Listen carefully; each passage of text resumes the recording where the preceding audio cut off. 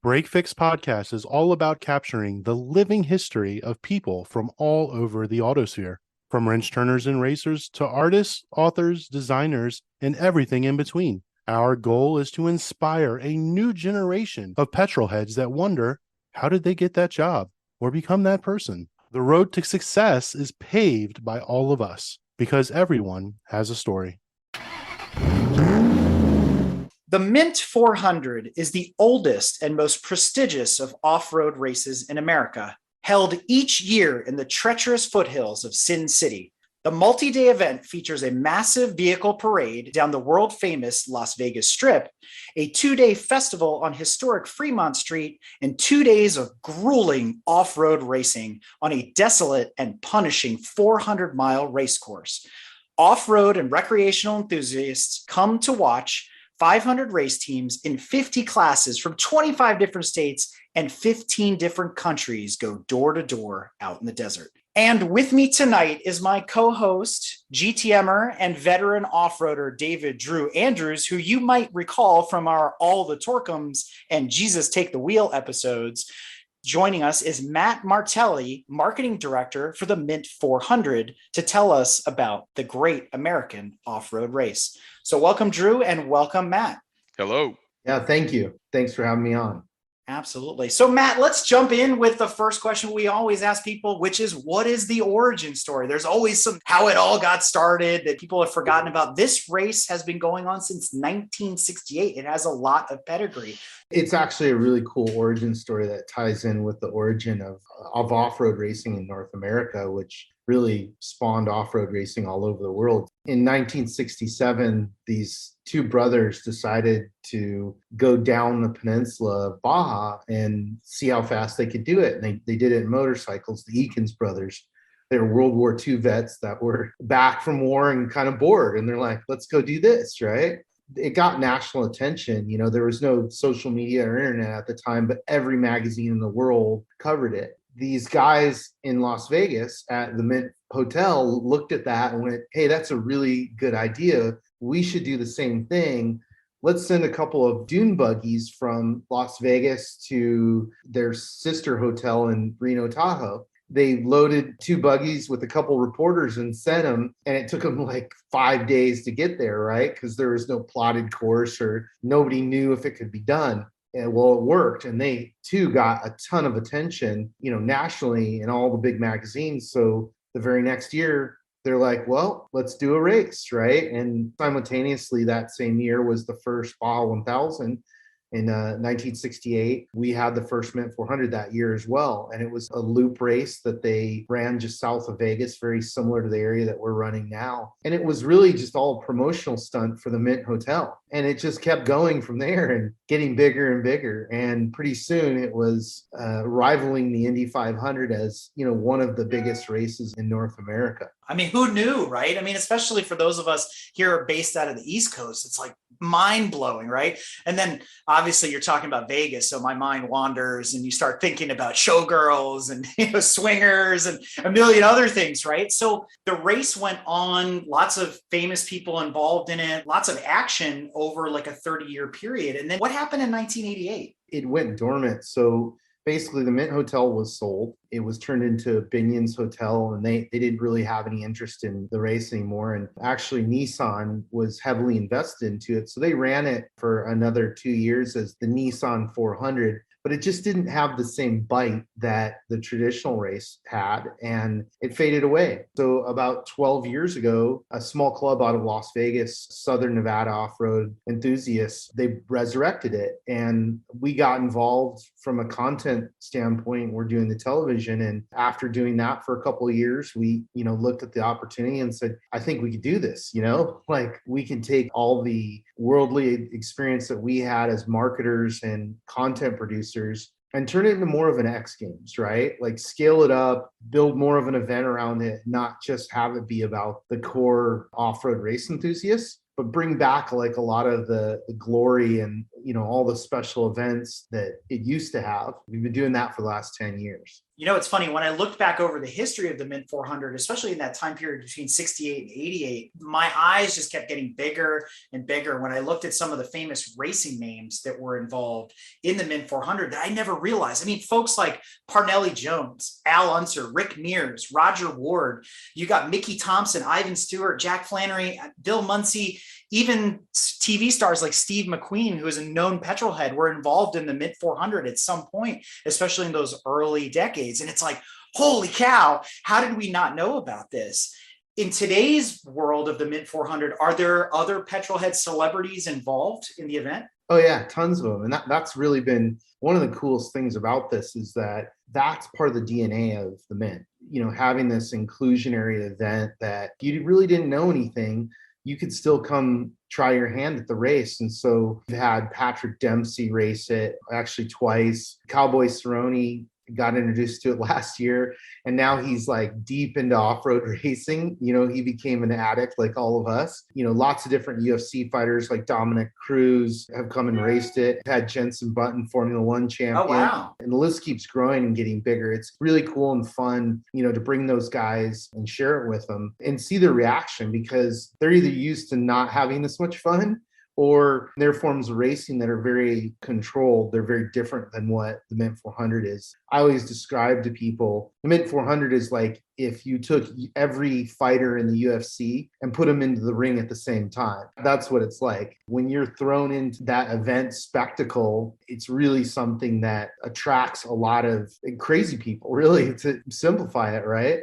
Jesse Hughes from Eagles of Death Metal raced last year with us, different other rock stars and celebrities and fighters and so on and so forth. And it keeps happening. Been contacted by a few people this year who are going to race with us. And it's always really cool and fun. But that is part of the DNA of it, is, like you said, you talked about a few of the other celebrities, but some other big ones. Chuck Norris raced, James Garner raced. All these guys are part of the DNA of. I'm going to guess Pistol Pete Sorensen as well. Rest in peace. Oh yeah, Pistol raced quite a bit. Yeah, he raced this race quite a bit. Some people may know him as one of the co-hosts of Truck Night in America. If you go back in the history vault, you can watch some of his work before he passed away, regrettably. And, to your point, I mean, this is super exciting. And I'm going to date myself now. When you think about celebrity races, I fall back to the 80s and 90s of the Toyota Celicas at Long Beach. And you're like, it's just a giant crash fest. But sure, this is way more exciting. Like, I want to tune in and watch this. The other thing was kind of filler between other races, but this is super cool. One of the other things I noticed was at one point there were the girls of the Mint 400. Now, take that for what it is, a different time, a different era, et cetera. But I have to say, you had me at Linda Carter, Wonder Woman, and then Vanna White. I mean, is that still like a thing too? Are there other celebrities really promoting the event as well? So the Miss Mint contest was something that, one of our forebears, KJ Howe, came up with. And, that was a note that he took from Playboy magazine at the time. Was they were doing these big pieces on all the different colleges and stuff, super popular at the time. So he created the Miss Mint contest. Like you said, Linda Carter, Vanna White came out of that, lots of beautiful women and incredible celebrities. So we've done that for a few years, and we still name a Miss Mint. It's a little bit different now. And one of the things that's kind of funny that it's transferred into is a lot of women racing with us. Last year, we had 56 women race with us, and that number continues to grow. There's a lot of women that have come and they've been successful racing, and a lot of them high profile, that have brought more women racing. So it's really cool to see. Danica Patrick, if you're listening, we're waiting to see, right? Yeah, come on, Danica. Exactly. Hey, F1 compared to Danica what Patrick. Exactly. Compared to what she was spending, a trophy truck rental is a piece of cake. As we kind of wrap up the history of the Mint a little bit, you mentioned that the Mint got sold. It doesn't exist anymore. It's in basically Old Town Las Vegas. Yeah. What is it today? What replaced it? Or is it still the casino that bought it in the 80s? Yeah, so it's still the same casino. So, obviously this race has a ton of history. And for my brother and I, it was like somebody asking you, like, if you want to buy Wrigley Field, you're like, yeah, which arm do you need me to cut off? So the history is really important to us, and in celebrating that. The Mint Hotel was down on Fremont Street, Old Las Vegas. So we've kept our off-road festival there unlike a lot of other motorsports where the drivers and the vehicles are untouchable and you can't get to them, off-road's the opposite. We parade the vehicles down the middle of the street. It's free and open to the public. There's usually 25, 30,000 people down in the 6 blocks of East Fremont. I mean, you could touch the vehicles, you can talk to the drivers, you take your photo. It's totally interactive. And again, one of the big things to stress is that it's free and open to the public. So talk about, a value for a family, and that's how I was brought into it as a kid, is going to see this with my family and friends, standing in the middle of the desert, watching the vehicles go by, with a cooler and some sandwiches. So we still have that. The only thing that we charge for is tickets for the actual race and or VIP and parking. Our off-road festival downtown Fremont is the Thursday before the race, and it's free and open to the public. So we've kept that in place because that's connected to where that hotel was. And in the early days of the race, they actually started the race right there. I could see a Le Mans start on off-roaders being a little awkward. So, hey, whatever, right? Hey, they used to do it. I mean, the tradition was, and part of the reason why this race was so hard to keep together was in the very beginning, they would start 4 motorcycles next to 4 cars, right? I think the bikes have an advantage, right? Yeah, exactly. I was just going to say, I don't think it would be what people in America envisions. These drivers are actually athletes. They are not Billy Bob in a tight driving suit trying to giddy up to his truck. the American Stig, right? As they would make fun the of us. American Stig, yeah. But that's actually a great transition. Let's turn to Drew to kind of geek out on the racing part of this as our veteran off-roader. Yeah, so it sounds like you have a really diverse group of drivers. So what's your driver talent field looking like? Is it just professional driver, big name drivers strictly? Do y'all have amateur drivers piled in with the mix, or backyard drivers that want to try their hand at the mint? That's a really good question. It's everybody. And that's one of the important things about our culture is that we celebrate the guy who builds our lowest class, which is a class 11 stock VW bug, in his garage with his buddies. And he comes out and he races the same race course that our top tier trophy truck racers with $1 million rigs race, albeit a little bit slower, but he's still having the same experience. So no, we've got over 50 classes of vehicles and bikes. That's the other important part is like, we even have a bike class for Harleys. So you can go buy a $500 Sportster and come out and race with us in the hooligan class, and in really everything in between. So if you're a petrol head and you're into vehicles, it's really an incredible experience to come see the variety of vehicles at different levels of performance, and vintage vehicles that are powered by VW engines that are no longer sold really or manufactured, all the way up to our trophy truck class, which is really the only true form of unlimited racing. And when I say that, I mean that they have no budget restrictions. They have very little restrictions. So if you can make a vehicle go faster than what we currently have, whatever engine package, suspension, whatever you can do, the limitations are like really minor as far as safety goes. Build it and come race it. We're really at a point right now that's exciting because just in the last couple of years, we've had the introduction of 4-wheel drive trophy trucks that are now kind of setting new records. It sounds weird for people at home to understand that most of the vehicles are 2-wheel drive, but that's because of the travel limitations. So when you have a 2-wheel drive vehicle, you have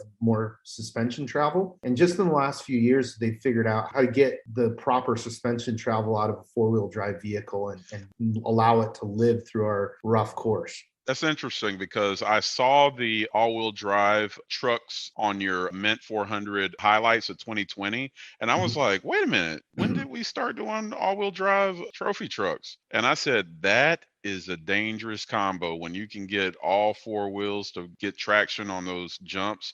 That is a higher complex feat of engineering. How do those trucks hold up? They've gotten a lot better. They've been winning other races. No 4-wheel drive trophy truck has ever won the Mint. There are several that will be coming this year. We're right at the precipice of this technology evolution, and it's really cool because the 2-wheel drive trophy trucks are dominant because particularly on this course, it's very rough. So they have a slight advantage in that they're wheel travel and they have less moving parts to break, but the 4-wheel drive trucks are there. Bryce Menzies just won the Baja 400 in a 4-wheel drive truck. Luke McMillan has just won multiple races in his, it's right there. So it's exciting to watch because it's not quite over the crest yet. They've won a lot of races. They haven't won the Mint 400 yet. And that'll be really the proving point. To add to that, are you seeing EVs yet at the Mint 400? Has anybody positioned one of those? Yeah, so earlier this year, we announced our EV classes and have reached out to several of the EV vehicle companies in hopes that they would take on the challenge. There's a couple of privateers that I think are going to do it, and they're home builds. They're vehicles that they've built in their garage, and they've outfitted them with different battery platforms. We're working with them. They're not going to be front runners, and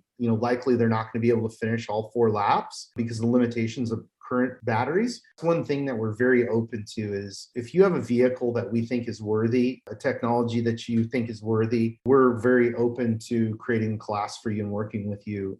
We want people to come use off-road racing as a proving ground for new technology. Yeah, I mean, you won't see too many front wheel drives out there. And that's an inside joke for our listeners out there. But the reason I bring up the EVs is because recently we talked about in one of our drive-through episodes where Audi has decided to build an EV for Dakar. And so, you never know, every once in a while, they'll just pop out and go test somewhere, right? I doubtful that maybe they'll be at the 400, but that would be kind of cool. And that's what's been in the back of my head is you're starting to see this EV revolution spreading throughout all the different disciplines. We heard NHRA is now adopting EV classes. I'm glad to hear the Mint is as well. And we're seeing Formula E, all this kind of stuff. So I'm really curious to see what happens. Now, until they figure out the solar roofs, it's going to be really hard, to your point, to recharge on a longer event or a longer race. Yeah, but the technology is evolving quickly. So, I have no doubt that we'll see a day where they are threatening for the overall win. That's the evolution of technology. We don't know. And maybe I'm wrong. Maybe it's hydrogen powered vehicles or,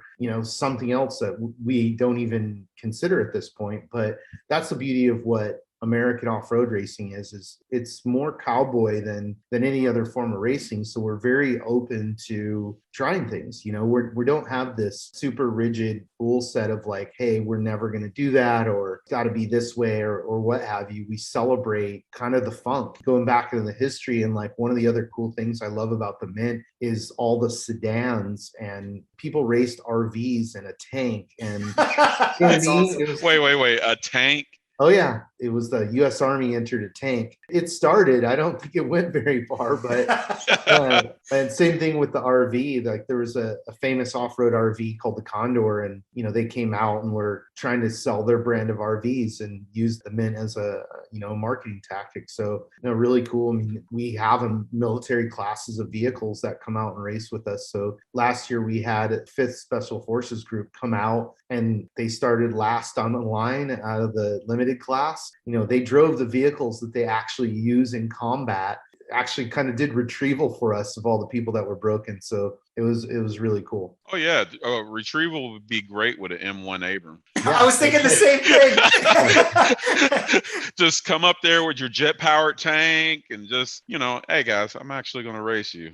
Yeah. No, go ahead. Get on down range, and then I'm going to send me around, scare the crap out of somebody. Right. Absolutely. Not a live round, like a big balloon. Right. There you go. Big, heavy sand built balloon. So I guess I should say the Mint seems like a really good platform for up and comers, new engineers trying things. We kind of talked about that a little bit for the E-Class, if you want to call it that. So has anyone created a household name that springboarded off of your platform? Yeah, I mean, we have several things actually that have come out of the Mint. And even recently, like Chris from B is for Build contacted us and goes, hey, I'm going to build an off-road Lamborghini. Can I race it? And I was like, yeah, man, if you pass safety inspection, definitely you can race it. I kind of dismissed it. And then he popped back up again and he's like, here it is. And I'm like, great, let's go test it. So we went out and tested with him, and he's got some bugs to work out. That's the nature of building vehicles. So that's one. The other one is, there's a pretty well-known guy in off-road, Blake Wilkie. He's known for his VW bug builds. He called me and said, hey, I want to build a trophy truck with a VW bug body on it. Currently, the tradition in trophy truck has always been, or the rule has always been, it's got to have a truck body. So I said, we'll bend a rule, build it, and bring it out and race it. So him and his partner, Kevin, have designed and engineered that vehicle from the ground up. And there's a video about it on our YouTube page you can check out. Question, is that the one where he did like a Gymkhana style in the middle of downtown LA? I think Yeah. I've seen it. So no, that one was a class 5. So that's a closer to a stock bug. But yeah, that's where Blake got famous is, he did that video downtown, actually San Diego. Oh, okay. And then was consequently arrested for it, unfortunately. I'd imagine so. His name isn't Ken Block, so he can't just go ahead and do that. Yeah. Well, it's funny because I don't know how much you know about the history of us, but my brother and I produced and directed the first 3 Gymkhanas. We're well aware of, what it takes to produce that type of content, and lots of permits is a part of the process. So imagine so. You can't just go out and jump a freaking dump truck. I think we just found our pit stop. We're going to talk to Matt about the Gymkhana videos a little bit later. But your point about the Jump-A-Can is well placed, because that's actually how we got connected. It came across our news desk for the drive-thru, and I'm like, Jump-A-Can? I'm like, you got to be kidding me. So B is for Bill put out the video. You guys were there when they were testing it. They had some issues. And I hear the Mint 400. I'm like, excuse me, what? And so that's how we are here today, obviously. But let's dive a little bit deeper into this race, because this is really interesting. To your point about off-roading, as we've talked about in the past, there's like sub-disciplines within off-roading. There's the motorcyclists, there's the mudders, there's the rock crawlers, the trophy trucks, and so on down the line. So this is like the big gathering, the reunion of all these types of sub-disciplines of off-roading in one spot. Like a lot of other motorsport, you have this big challenge of figuring out how to class things, right? We have the same problem in road racing, we have the same problem in drag racing. So how do you figure out where to put everybody in their appropriate buckets to make it fair? It's always an ongoing thing, right? It helps that we're petrol heads to begin with. And so we look at stuff and we're like, okay, how do we class this vehicle and how can we keep it fair? And also one of our biggest mandates is to keep the costs reasonable, because as you know, in racing, it's very easy for a guy to come in and wallet race everybody and win because he has superior equipment or superior budget. It's an ongoing battle, but fortunately we have a really good team, and I would say I cheat because we've brought some people that helped write the book, like our technical director, Bill Savage. He literally wrote the rule book for SCORE and ran it for years. And then we have an advisory group that's like, some of the most brilliant people in off-road, and they're not shy. They'll call me up and say, hey, you need to look at this because I'll give you a current topic. We started youth racing in our other race 6 years ago in off-road with the advent of the Razor 170. And, it was really just a toy vehicle for kids, but I knew right away that parents were going to race it. They were going to put their kid in it and they were going to want to race. Well, the thing is, it's a toy. And so it had to be modified. But now those modifications have gone crazy. And so now we have parents calling us up going, hey, it doesn't say that we can't use titanium on the frame. They're making $80,000 cars for their kids, right? Managing all that and in different classes. And there's some give and take. There's mistakes that I feel have been made in the past by other race organizations that we inherited. Some of those aren't fixable because people have gone down a path and invested in a certain platform. We let those guys race and we say, hey, you 4 guys, you 6 guys, whatever it is, you guys are going to have your own class, because if you're grouped within this bigger class, you have cheater cars, right? We try and manage it the best we can. It's definitely a challenge, and history repeats itself. It doesn't matter what kind of vehicle you have. Like, how are you going to cheat with your engine? How are you going to cheat with your suspension? How are you going to cheat with weight? Where are all those points? And we look at them and we're like, okay, that's not fair, or okay, cool, we can allow that. Our goal is to have everybody racing. So we try and be as reasonable as possible and listen to our racers. There's been some things that I've been wrong about that racers have taught me, and pointing out technology evolutions and said, hey, if we spend this money now, it's going to save us money down the line. Maybe it's painful right now, but in the future, it'll even everything out. It's definitely an ongoing struggle. If you ain't cheating, you ain't trying. Right, exactly. We us gentlemen drivers like to call it innovating until caught.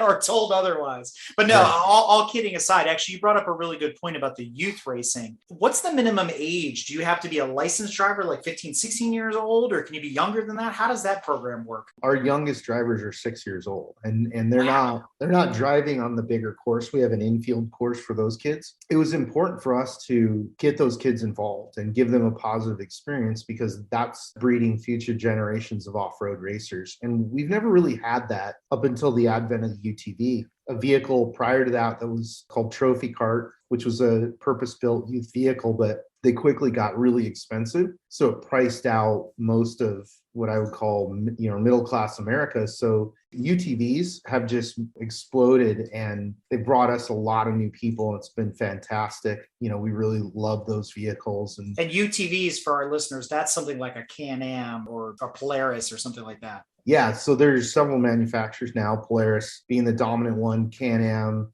Yamaha, Kawasaki, Honda, Robbie Gordon's new Speed UTVs, and then there's a handful of other ones, Wildcat. They all look like the Tumbler from Batman, basically, right? Yeah, they're buggy, but for the dollar, it's a very capable off-road machine. We have a class called the Rally class, where it is a stock UTV from your dealer with aftermarket cage, seats, harnesses, and a couple pieces of safety equipment, and you're racing. You're talking about maybe a $200 or $300 a month bill, plus a few $1,000s in safety equipment, and you're literally racing the mint. And safety equipment, helmets, gloves, driving suit, belts, all that kind of stuff, that's pretty normal. Yeah, fire extinguisher. We do require aftermarket cages just for safety in the classes. Do you require Hans devices or like Simpson hybrids or anything like that? Yeah, it's a good idea. We have some interesting crashes in off-road. We tend to end up sideways a lot more than road racing. So yeah, that's a requirement as well. It's just a really good idea.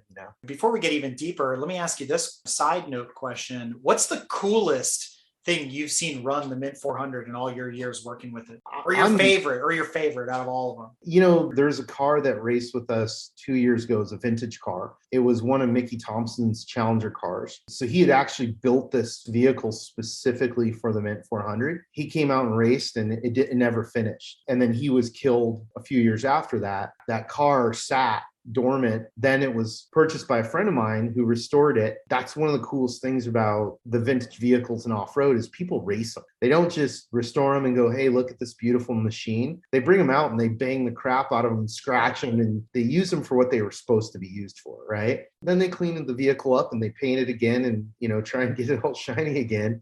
My friend Rory came out, he restored that car and came out and raced it and won his class. So for me, that was a very personal thing. Mickey Thompson was an inspiration to us, and we grew up going to his races and really learning from him. So to be able to put out that press release that said Mickey Thompson won the Mint 400 was pretty special. So that's a big one.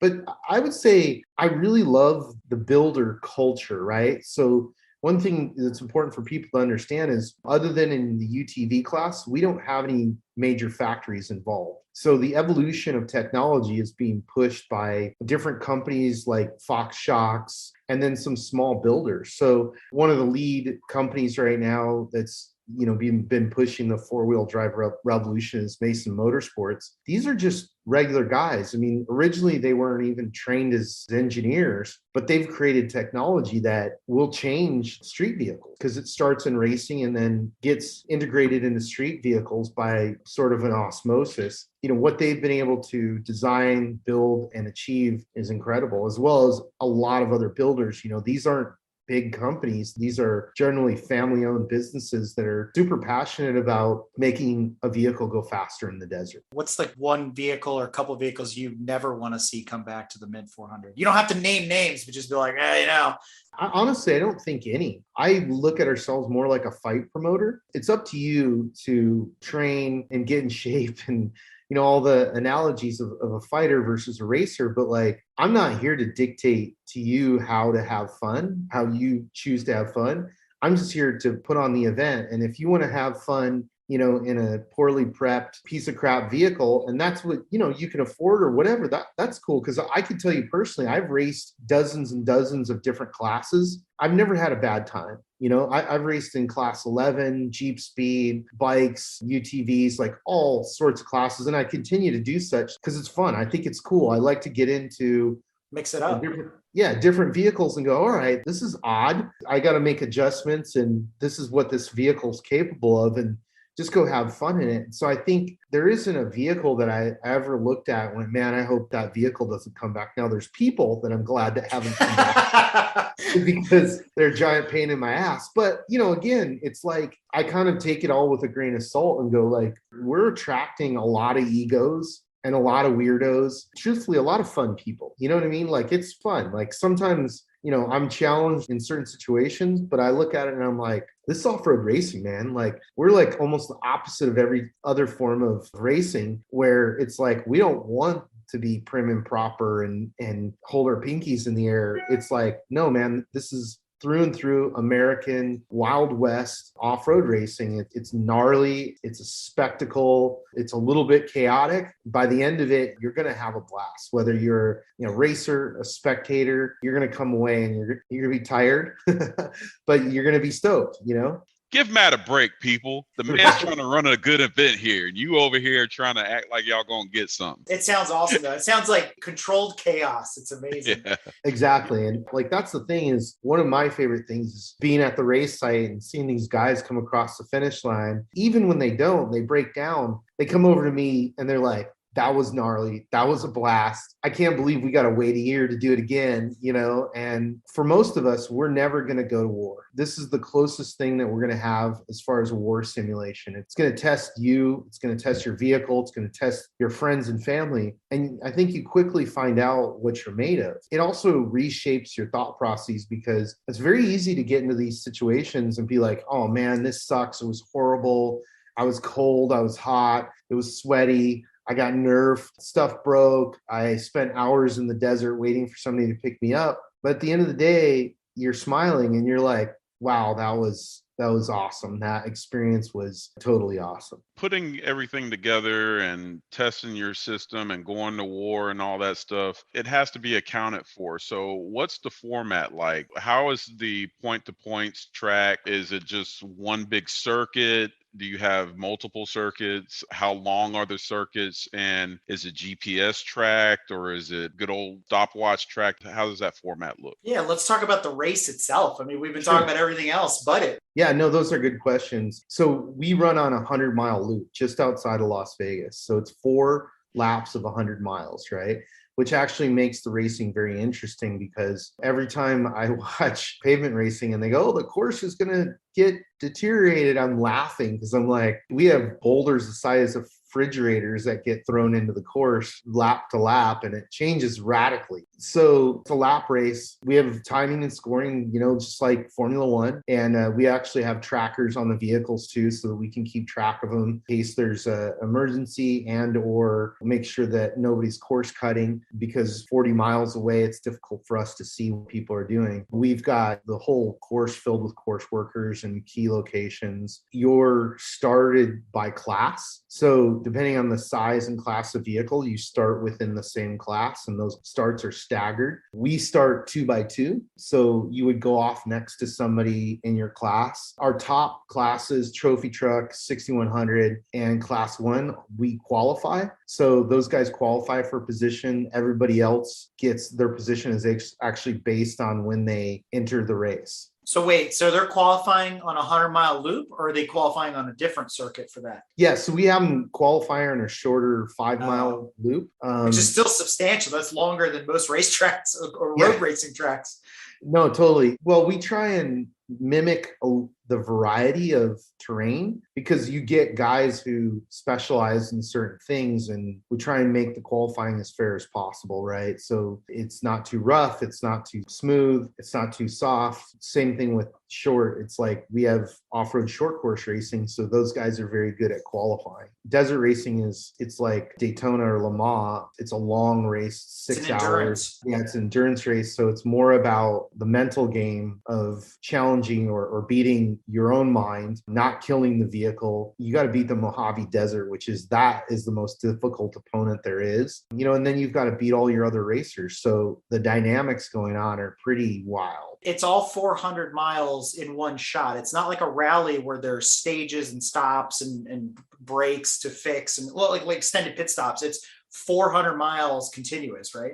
Yeah. And so it's time. So basically, like, you could come from behind and technically win. It's just less likely because the guys that qualify out front get cleaner air and they get less lap traffic. The variables are immense. It's like, it would be like if Formula One was racing and there were VW bugs out on the course and they had to get around those guys, right? So it's like Le Mans. It's 4 races in one race, right? So yeah. So we have the race days are split up. So we have all the limited vehicles race in one day on Friday, and then all the unlimited vehicles race on Saturday, just to try and keep the vehicle sizes. One of the challenges that we have is, like, when you have a trophy truck and it has a north of 100-mile-an-hour closing speed on a smaller vehicle, that's dangerous. We separated those classes of vehicles, and then bikes actually run a completely separate course. This year, they'll be running at the same time. Last year, they ran at a different time. So we keep those guys on a bike-specific course so that they're safe as well. What's the average lap time, and what's the course record on some of the more popular classes? 100-mile loop, they do that in just over 2 hours, which is super fast. And I'm talking trophy trucks. When you see the pace these guys are putting down, it's pretty mind-blowing. That's one of the things that we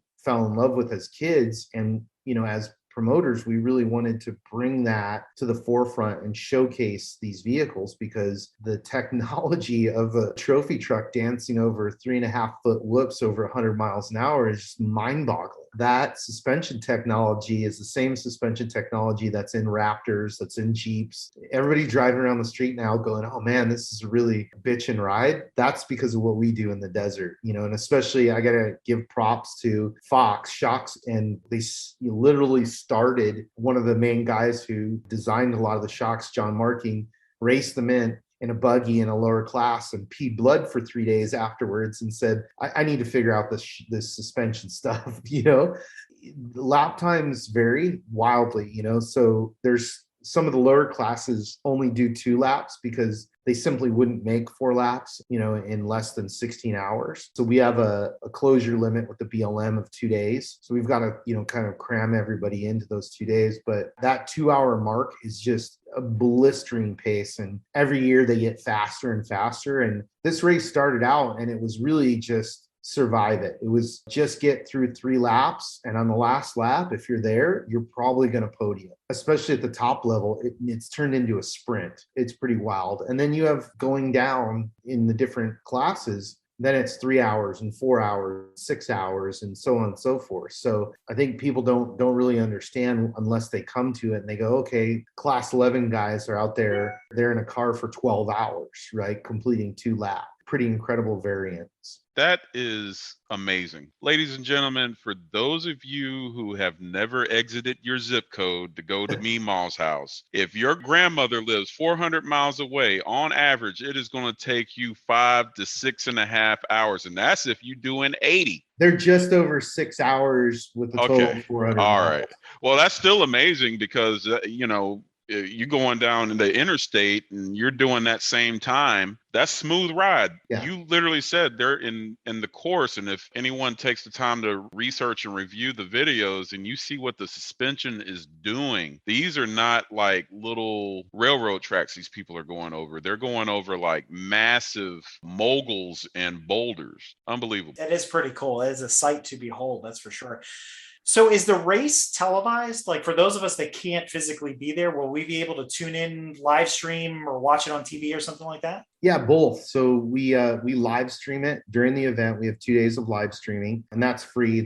We have it available on YouTube, Facebook, and we just signed a deal with Flow Racing. They're going to carry it as well. You can tune in there. And then we do a television show as part of World of X every year. And that's more of a summary, a post-event, like, here's all the sexy stuff that happened. And, crush it into 1 hour, because obviously it's like 14 hours plus of racing each in 2 days. How do you tell that story in an hour? It's pretty impossible, but we do the gloss over for that television show too. And that's been a really cool tool for us to reach new eyeballs. Think of like Red Bull TV and some of the coverage they do, which Sure. I find to be absolutely phenomenal. The WRC. Yep. Yeah, well, they do WRC amongst a million other things, but that'd be really cool to be like tune in a Red Bull and be like, it's the mid 400. How cool? Yeah, Red Bull was we were actually part of the Red Bull programming for a couple of years. Oh, nice. And it was great. We do all of our own television. We do all of our own live stream, because that's where we came from, was content production. And it's important to us because there's a tendency for production groups to kind of phone it in, and we live and breathe this. So like, if you look at the documentaries that we produce, my brother and I write those, we direct them, we produce them, we argue about them frequently. We think it's very important to share with people how incredible, this sport and culture is, and how much it's open to people. You don't have to be from the West Coast. You don't have to be rich. You don't have to be blonde hair and blue eyed to be a part of this. Everybody's welcome. Every vehicle make, every style of vehicle. I mean, one of the things I enjoy is the phone calls of like, hey, I've got this vehicle. This is what it is. Can I race it? Very rarely do we say no. Most of the time it's like, here are our safety protocols. Get those in order. And let's see if we can find a class for you. And if not, we'll consider making a class for you. How does one go about getting started and registered to compete? What type of time frame do they need to reach out and get registered? Like, how long is the process, and what do they need to do? We don't have licensing like many other forms of motorsports, which that may have to come at some point. But as of right now, you could call up and rent a trophy truck and come race. As crazy as it sounds, our registration opens usually like 6 months or so in advance. We have rental vehicles, everything from buggies to bikes to UTVs that we can line you up with. And there are some of the builders that have rental trophy trucks and 6100s or trophy truck spec. So a huge variety of vehicles available, or if you have a vehicle that you want to race, you just get on the website and sign up, and hopefully you fit within an existing class. That makes it easy, and that's it. You show up, you pass technical inspection, and you go race. I always suggest that people are interested in getting involved, that they come and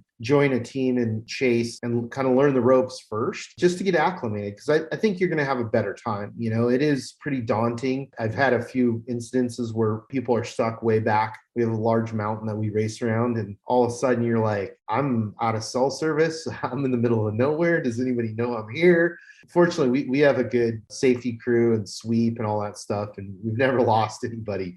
We've shown up on some tired and scared people, but we've never lost anybody. Does OnStar work out in the middle of the desert? Like nothing. Help! Nothing. Dude, being stuck out in the desert. Oh my God, man. Bring back some trauma. Bro, I've been out there, man. That's some trouble you don't want, is hot sand and snakes and scorpions to go with it, right? Yeah, that you don't want that shit.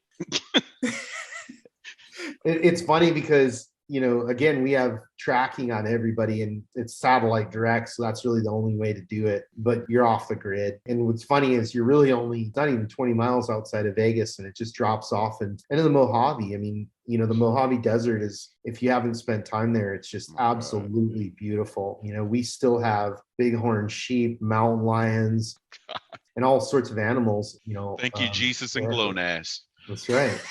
Exactly. You talked about tech. And so in our world, for a lot of our listeners, they're used to, fill out a piece of paper and some guy looks and checks my lug nuts, things like that, or we put it up on a lift and you look it over.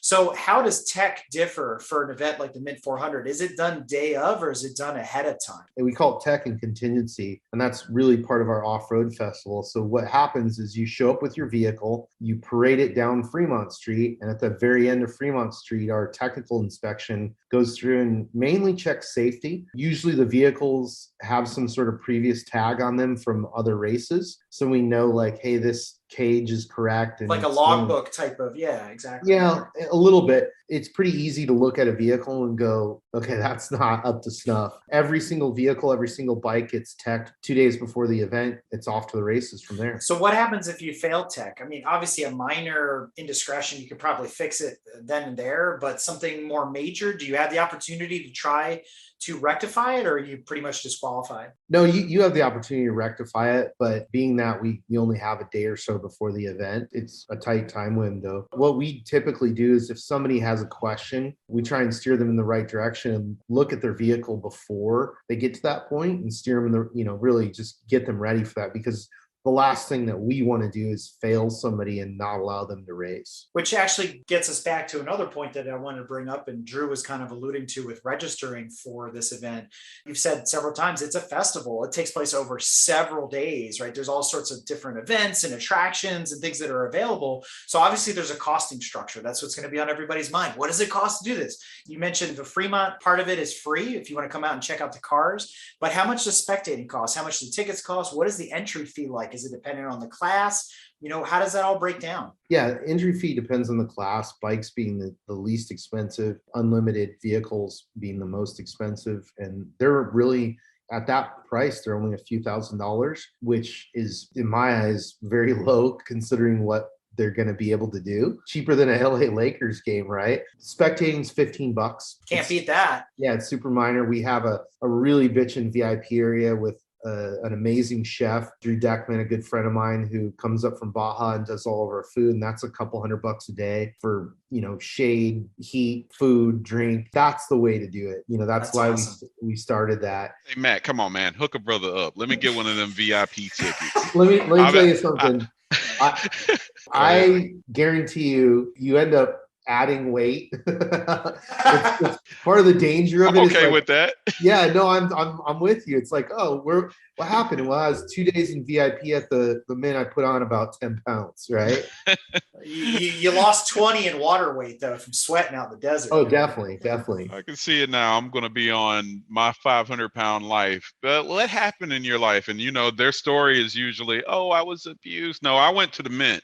Yeah. They're like, what? It all started with the Mint 400. Matt gave me them good tickets and I got to meet them chefs and I ate everything.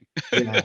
Well, yeah, definitely. And that's a funny part of our culture too, is that off-road racing simultaneously started in America and in Baja. So when we all go race in Baja, we eat the food, right? And the food in that region is pretty special because of the ocean and the land and the history. So you go down there and you have that as part of the racing experience, and then you come back here, and we wanted to bring that back and share it with the people here. So that's why we did it with our friend Drew Deckman. It kind of ties the culture together. And I'm guessing there'll be concerts at night and other stuff like that as well. Yeah, we've done that in the past, and we always shoot for the moon, but it depends on what sponsors are willing to pay for. And we were able in 2020 to get the race done right before COVID, so we were blessed able to get that done. And then this year, normally we'd be in March, but Las Vegas wasn't issuing any special events permits. So this year we're in December, and then we'll be back in March in 2022. Wow, that's ambitious. One right behind the other. I mean, we're on our way to doing more races. So we anticipate the schedule anyways will be 4 to 6 races a year. So let's get it going. Exactly. Send it. I also noticed in doing my research that there's some volunteer opportunities that are aligned with this event. Things like the desert cleanup. Do you want to expand on that a little bit? First off, volunteers. I mean, every form of racing is run on volunteers, and it's a great way to get acclimated. If you don't know anything about off-road racing and you want to come learn, volunteering for the race is a great way to do it. And it's actually a lot of fun.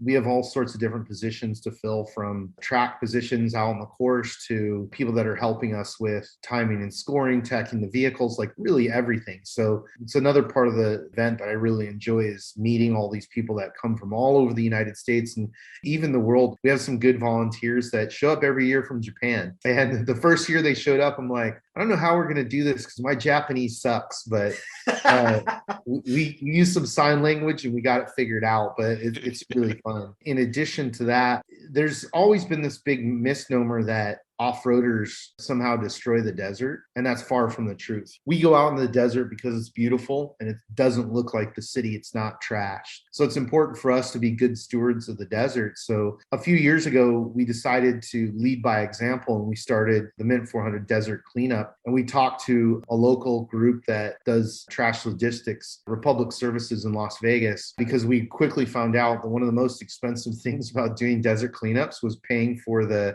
garbage disposal, right? So paying for all the garbage to get to the landfill via dumpsters. And so they came right in and got involved and they donated. And so, we've pulled I think we're up to 50 tons of trash out of the regional desert. And every year it grows. So last year we had a few hundred volunteers come out and we filled 10 roll-offs full of garbage and pulled that out of the desert. Roll-offs, for people that don't know them, it's basically the size of a semi. So we filled up 10 semis with trash and cleaning the area that we race in. And one other important thing is that's not trash from us. That's trash from illegal dumpers and people that go out and shoot in the desert. We have a leave it better policy of every time we go out and race, we clean the course. We make sure none of our garbage is anywhere in the desert every time we leave. So just leading by example and showing people that we can enjoy the desert and be environmentally responsible, it's part of the DNA of off-road. Awesome. What I wanted to ask is, I'm a veteran. I did 8 years in the United States Army. Well, I wanted to know, do you have any types of partnerships with the United States Armed Forces? Do you have any active or veteran persons a part of your personnel staff or driving or anything involved? And actually, Drew brings up a really great point. On a couple of previous episodes, we had Peter Klein on from Vet Motorsports, where they're looking to put as a non-clinical program for rehabilitation of veterans, they put them in motorsport situations. So we're wondering, is there a crossover there with those types of organizations with the Mint? Actually, absolutely. And I'm glad you asked. Talking about the founding of this culture was started by veterans, and veterans in active duty military have always been involved in part of the DNA. And so a few years ago, we started the military challenge as a way to first recognize it, and secondly, raise awareness about our veterans that are coming back from war with various injuries, whether it's PTSD or physical injuries. We're here in San Diego. Our headquarters are next to Camp Pendleton, so I see it every day. And a lot of my friends are active duty and different types of roles, everything from special forces to the grunts on the ground. So it is a part of our culture. And like I said, we started the military challenge as a way to celebrate that and also raise some money for some of the charities. So we have a fundraising aspect that you can get on our website and donate to. And it's kind of a race-a-thon format. Any racer can join it and raise funds for these different charities to give back to our military. But it's a very important part of off-road racing culture that we wanted to recognize. It was started a couple of years ago, actually, by a racer who came and raced, and he was a MARSOC colonel. And he said, "Hey, I'd like to do a fundraiser. Are you cool with it?" I said, "Yeah." I go, "We'll help you." And the first year he did it, he raised $20,000. Last year we raised north of $100,000. But even more than the money, it's about the recognition and the camaraderie of putting our arms around active duty and veterans and going you're Americans, you're part of us, and without you we wouldn't have the freedoms that we have. And in light of everything that's gone on recently with Afghanistan, it's been one of those things that's hit home really hard, especially because of 11 of the soldiers that were killed in the bombing of Afghanistan were from Camp Pendleton here. So yeah, that's an important one. One of the main charities that we work with is a charity here out of San Diego, Warfighter Made, and they're a great organization. So I got to ask, which do you prefer and which is better, the Mint or King of the Hammers? That's just tougher, I should say. Not better, tougher. I think the King of the Hammers technically is a tougher race because it is rock crawling, right? And so, the Ultra 4 vehicles, they're incredible. I love hammers. My friend Dave Cole runs it. I think it's a really cool event, but it's very different from what we do. What we do is really about speed. There's sections of hammers that are open desert, but there's nothing like the Mint 400. I mean, it is, like I said, it's the Le Mans of off-roading. I mean, that's what it sounds like to me. It's even more, but it's more savage, and it's more punk rock, right? Yeah, absolutely. One of the things I love about the promoter side of it is people come to me always and they're like, who's going to win? Who's going to win? And I honestly don't know. Last year, I would have bet the house on Bryce Menzies. And he had a little bit of technical problem in the beginning, and that made him push really hard. Then he continued to have some issues. Luke McMillan won it, and Luke was one of those guys who I knew was coming up, and I knew there was going to be a point where he was going to get kind of into his prime and start winning a lot. But I didn't think he was going to do it yet. He drove a very smart race and was there at the end to pick up the pieces. Well, all these other guys had pushed too hard, right? I think that Hammers is an awesome race and definitely a spectacle, and they do a great job of the live stream coverage. It's very different than what we do. Our event is like flat out savage, full send. Yeah, like full send, and there's no like lull. There's like, oh, here's where you get to rest. There's none of that.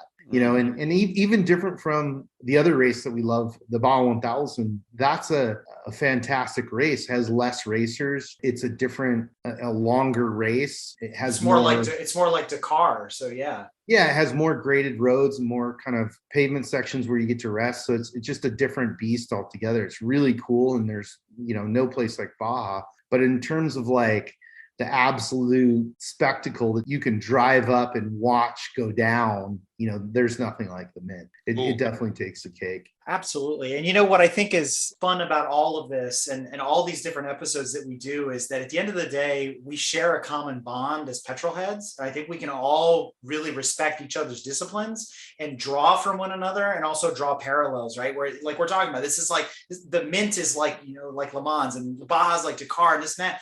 But you draw these parallels, but we all get excited about it. We want to see man and machine and the elements and what's going to happen. And I'm really excited to see where this goes and to see what the 2021 Mint 400 looks like. Obviously we're going to be rooting for the Jump-A-Can guys. We want it from B is for Build. We want to see how that turns out. We'll be checking out the live feeds and everything like that. But Matt, we want to give you the opportunity as well. Are there any other sponsors, partners, or shout outs you want to make before we close out? Oh man, there's huge lists. I'll just try and do the big ones. But one thing I do want to mention is that we are an inclusionary event. We're an inclusionary culture. It means like, I don't really care whether you're a pavement guy or what subsect of pavement racing, or if you're just into cars. I mean, hell, if you just want to come check it out, we want you to come. We want you to come spectate. We want you to race. So think of that as an open invitation.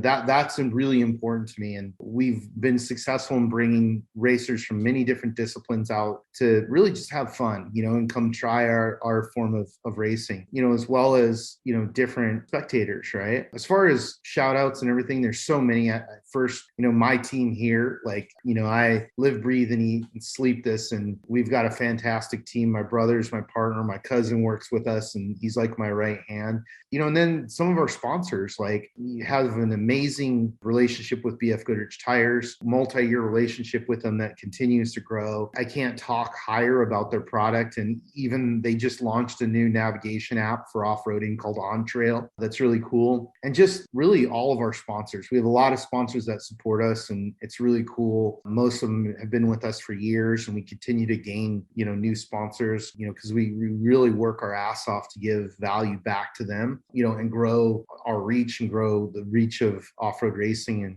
off-road culture in general. But yeah, just, come out to the Mint and have a good time. I guarantee you won't be disappointed. It's one of those things that I love sharing with people, because the usual response is, I can't believe I didn't know about this. It's a good thing. But yeah, it's going to be an awesome year. I'm excited for this year. We have 25 trophy trucks registered and about 300 racers.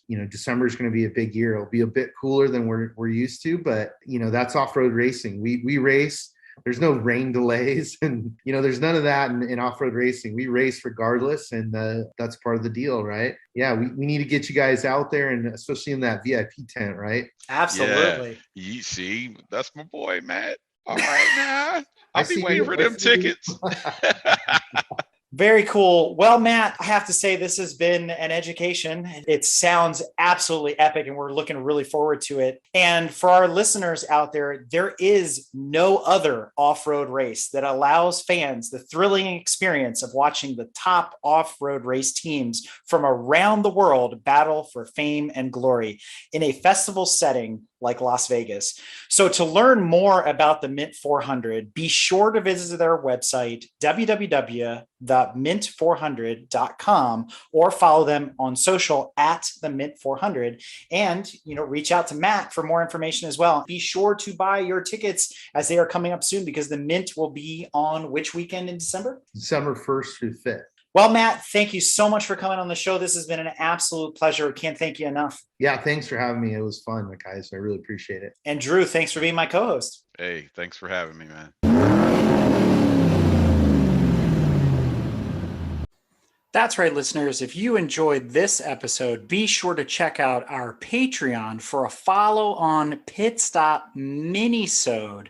So check that out on www.patreon.com/GT Motorsports and get access to all sorts of behind-the-scenes content from this episode and more. If you like what you've heard and want to learn more about GTM, be sure to check us out on www.gtmotorsports.org. You can also find us on Instagram at Grand Touring Motorsports. Also, if you want to get involved or have suggestions for future shows, you can call or text us at 202-630-1770 or send us an email at crewchief@gtmotorsports.org. We'd love to hear from you. Hey everybody, Crew Chief Eric here. We really hope you enjoyed this episode of Break Fix, and we wanted to remind you that GTM remains a no annual fees organization. And our goal is to continue to bring you quality episodes like this one at no charge.